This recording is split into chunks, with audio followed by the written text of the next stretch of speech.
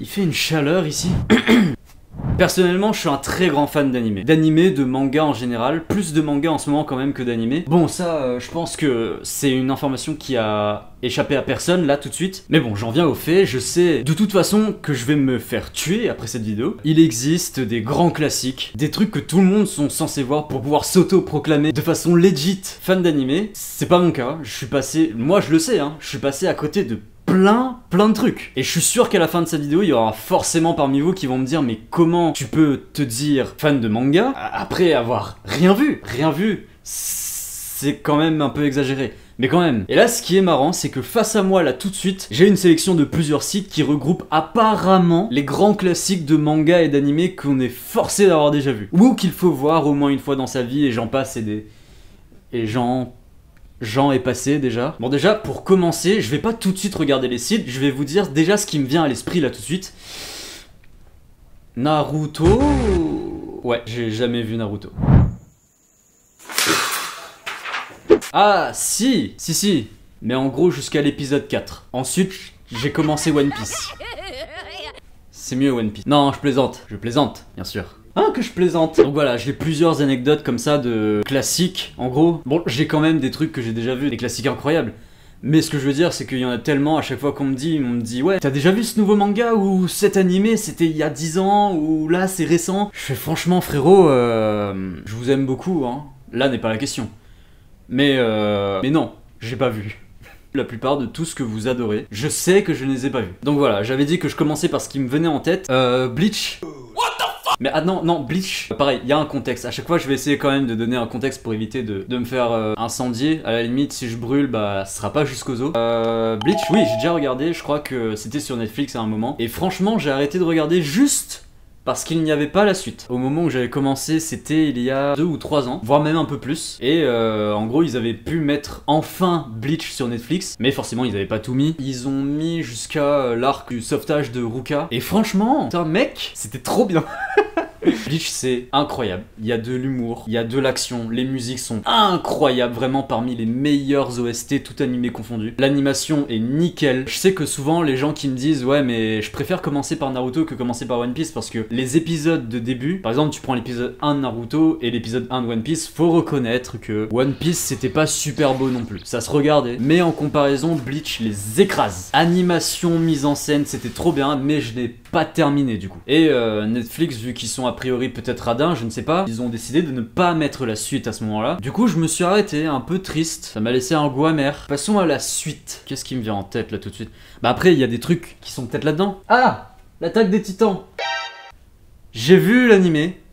Tout, c'était incroyable. J'ai fait une rasade complète des 4 saisons d'un seul coup, c'était incroyable. Auprès de ces grands mangas, on peut prendre ça pour acquis, mais tout ce qui dit mise en scène, musique, animation, on peut le prendre pour acquis. Ce n'est pas un problème. Mais c'est quand même beaucoup plus compliqué que ça se travaille. Et c'était trop bien. Du début à la fin, on voit quand même la différence d'animation par rapport à... Ça passe quand même d'un studio à un autre. C'est des savoir-faire totalement différents. Ça aussi, c'est très sous-estimé, j'ai l'impression, chez les communautés de tout ce qui dit fan de manga et fan d'animé. Mais on se rend pas compte de tout le travail artistique qu'il y a derrière. Mais bon, là on n'est pas là pour parler de ce que j'ai déjà vu.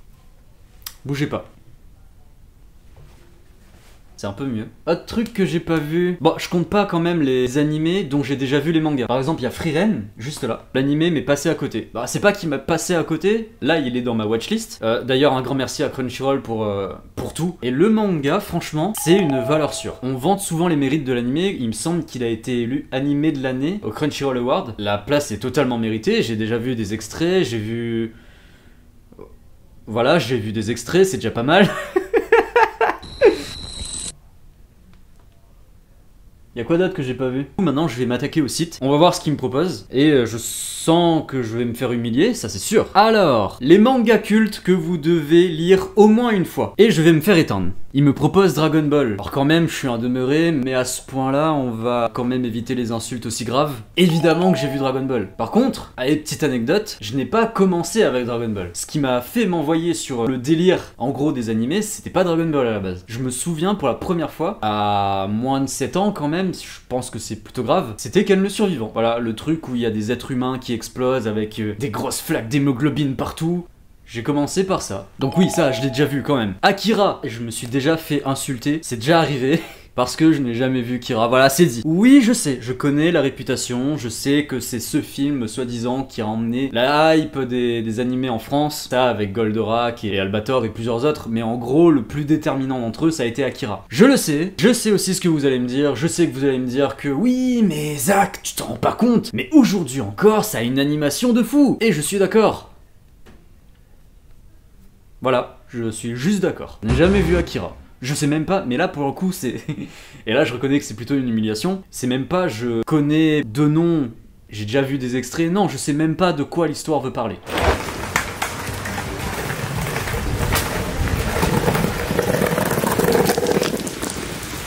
Le seul truc que je connais d'Akira, c'est la fameuse scène en moto là. Voilà, le mème, vous l'avez tous déjà vu. Ah, et le mème de Leave me alone. Ah, je le fais très mal. Ensuite, on me dit Ashita Nojo. Alors ouais, mais par contre, on me dit Ashita Nojo, Astro Boy. Ashita Nojo, franchement, bah évidemment, je l'ai pas vu. Non, Ashita Nojo, je le connais de réputation. Seulement que de réputation. Ah, en plus, ils mettent un petit descriptif. Symbole pour des mouvements politiques radicaux à l'époque. Ah bon? Mais ça parle de boxe, non? Ah ouais? Attends un peu, mais je croyais que ça parlait de boxe. C'est quoi cette merde? J'en ai rien à foutre de la politique, moi! Pareil, je sais que c'est culte, je sais que réputation et notoriété et je ne sais quoi, et polémique et plein de trucs. Mais par contre, il me propose aussi Astro Boy. Est-ce qu'on peut rester sur des trucs de ma génération personnelle? Parce que oui, c'est vrai que je suis fan de manga, oui, je les aime bien, mais tout comme je peux être fan de musique, je vais pas non plus me mettre à écouter des classiques des années 60. Et n'allez pas dire que j'exagère, parce que Astro Boy, que je vois là maintenant, date de 1952. Voilà, ils me disent JoJo's Bizarre Adventure, et là on parle français. J'ai vu JoJo's Bizarre Adventure. J'ai rasé tout l'animé. C'était... Je sens que je vais vous le dire souvent ce mot, c'était incroyable. JoJo's Bizarre Adventure, c'est fou. Ce n'est pas gay. Tous ceux qui disent que Jojo est gay, vous n'êtes pas prêts, c'est tout. C'est vous qui n'êtes pas prêts, c'est pas Jojo le problème, c'est vous. La vérité, c'est que JoJo's Bizarre Adventure, d'un point de vue purement artistique, c'est révolutionnaire. Genre au point que c'était avant-gardiste. Parce que Jojo, c'est de 1986 quand même. Hein. Avant-gardiste au point que c'est aujourd'hui que la hype est lancée. Pareil, on n'est pas là pour parler de ce que j'ai déjà vu. Je sais que vous voulez être déçus. Ah, en parlant de déception! Voilà, on y vient. Berserk.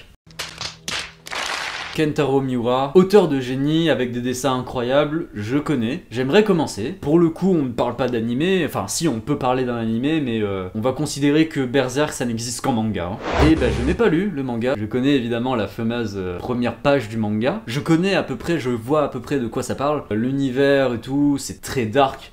Bah en fait je vais pas vous apprendre ce que c'est que Berserk quand même, démerdez-vous. Golgo 13, bah là pour le coup, genre est-ce que vous, parmi vous, il y a plein de gens qui ont regardé Golgo 13 vraiment? Parce que franchement j'en entends parler que sur ce genre de site justement. En faisant mes recherches sur le top des mangas, sur le podium des ventes et tout, forcément je suis tombé sur Golgo 13. Mais pareil, à la limite je connaissais de nom tous ceux qu'on a vus précédemment jusque là.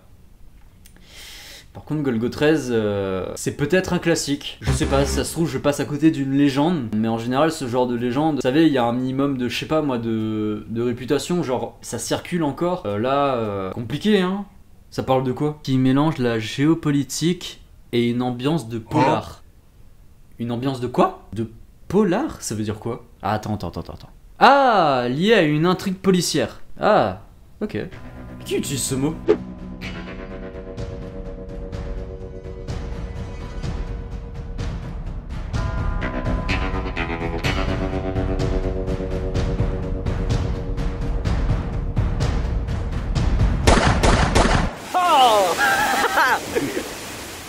La suite! Ah, m'excuse, pardon, déjà. Slam Dunk.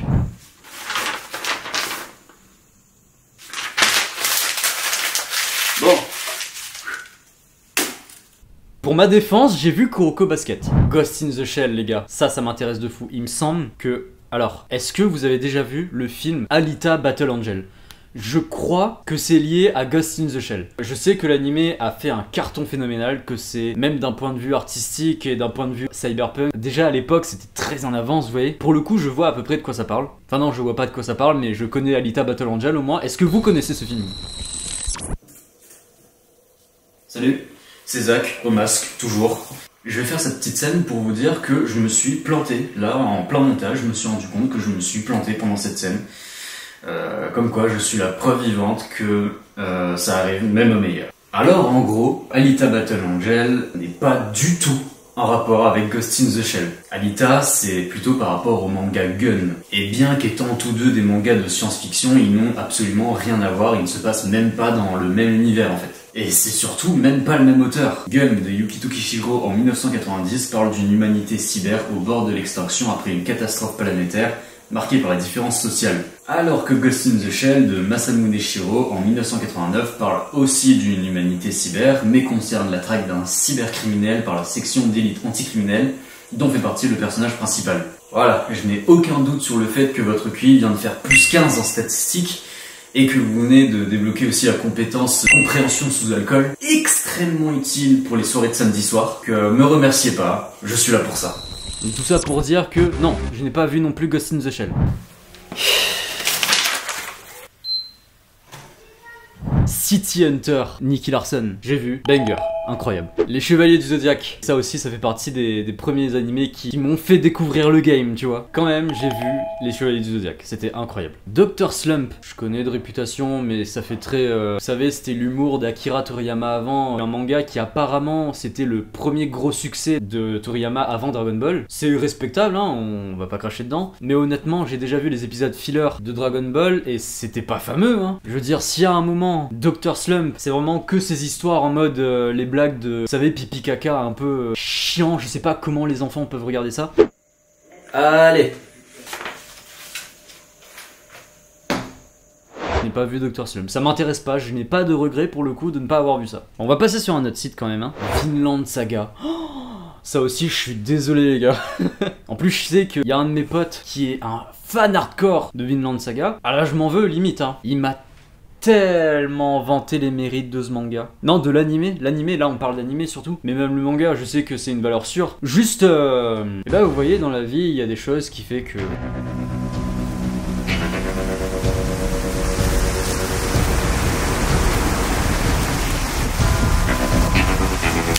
Oh, comment je suis trop chaud! Non, il n'y a pas de suite à cette phrase. J'ai juste pas vu l'animé. Je suis désolé. Ensuite, il y a quoi? City Hall? C'est quoi? Parmi eux? Mais c'est quoi ces propositions à la con? Je vais aller voir sur un catalogue. Ouais, parce qu'en soi, tout ce que j'ai à faire, moi, maintenant, c'est d'aller sur ce répertoire et voir tout ce qui marche le mieux en ce moment. Et là, en fait, c'est le moment où je vais le plus me faire insulter, je pense. C'est que tout ce que je vois là, je n'ai rien vu. Vous connaissez Solo Leveling? Oui, j'y viens.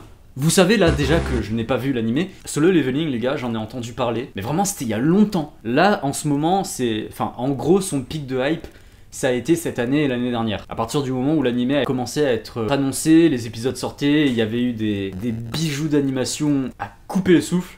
J'en suis conscient. Rise. Seulement, je pense que dans mon entourage, j'ai des potes qui sont... comment on appelle ça? Pas avant-gardistes. Mais ils l'ont vu venir. C'est-à-dire que le manhwa en soi, je le connaissais déjà depuis facilement 2 ou 3 ans avant même que l'animé soit annoncé. Et je n'ai pas vu ça, tout comme je n'ai pas vu tant d'autres animés finalement. Shangri-La Frontière. En règle générale, j'aime bien les isekai. En fait, ce qui est bien avec les isekai, c'est que c'est déjà tellement utilisé que chaque fois qu'il y en a un nouveau, ils sont obligés d'innover.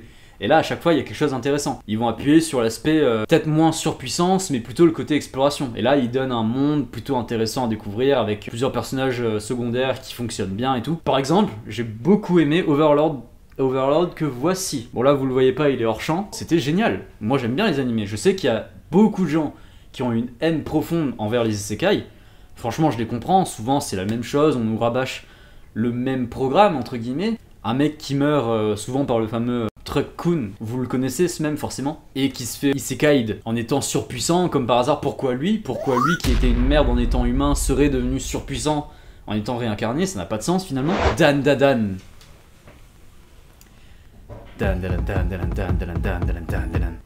Non, je l'ai pas vu. Et là, pour le coup, c'était il y a quelques jours. Moment anecdote. Un de mes potes m'a dit: Zach, ce soir, quand tu rentres chez toi, tu commences quoi qu'il t'en coûte. Dan Dadan. Je t'y force. Si tu le fais pas, tu me suces. Non, il m'a pas dit ça. Mais il était à 2 doigts, je le connais. Et franchement, l'animé m'intéresse plus que le manga pour le coup. Bon, ça fait que là, actuellement, je n'ai toujours pas vu ce classique, Blue Lock. On va mettre les choses au clair. Bon, oui, évidemment, je n'ai toujours pas vu Blue Lock. Par contre, je ne compte pas regarder. Je compte même pas jeter un coup d'œil à l'animé. Au début, ça m'intéressait. Est-ce que j'ai que ça à foutre que de me faire saigner les yeux comme si quelqu'un m'enfonçait des aiguilles lentement dans les globes oculaires? Je pense pas que c'est une envie très pressante au fond de moi là tout de suite. Je préfère commencer par le manga. Ensuite, je détruirai l'animé, évidemment. Ok, là, en dernier truc très populaire que je vois sur ce répertoire, c'est les carnets de l'apothicaire. Je n'ai pas vu, toujours pas. J'en ai rien à foutre. Ça parle de quoi? Un apothicaire. Le manga ni l'animé ne m'intéressent pas plus que ça. Après, si c'est vraiment bien, n'hésitez pas à me le dire, hein, parce qu'il y a une sensation en fait que j'adore, c'est quand je découvre quelque chose qui est totalement insoupçonné. En fait, c'est pour ça que j'ai autant de mangas que personne ne connaît. Genre, la plupart de tous les mangas que j'ai, souvent ils n'ont même pas d'adaptation animée, et pourtant ils sont d'une qualité vraiment très impressionnante. C'est déjà la fin de cette vidéo. Je vous remercie vraiment sincèrement de l'avoir suivi jusqu'au bout. J'aimerais vous conseiller plein de trucs, vous raconter plein d'histoires. Mais ça, je le ferai au fur et à mesure, et en attendant, je vous remercie de vous abonner. Et j'ai toujours rêvé de faire cet outro. Cette vidéo est terminée, il est temps de nous quitter, et sur ce, vous le savez, je vous donne rendez-vous au prochain chapitre.